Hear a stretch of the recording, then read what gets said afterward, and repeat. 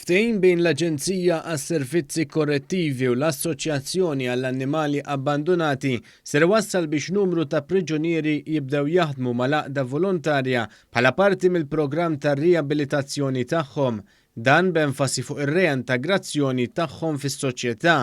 Mart il-Prim Ministru Dr. Lydia Abela flimkien mal-Ministru għas-Sigurtà Nazzjonali u l-Infurzar tal-Liġi Byron Camilleri żaret ix-xogħlijiet li bdew jagħmlu dawn il-priġunieri.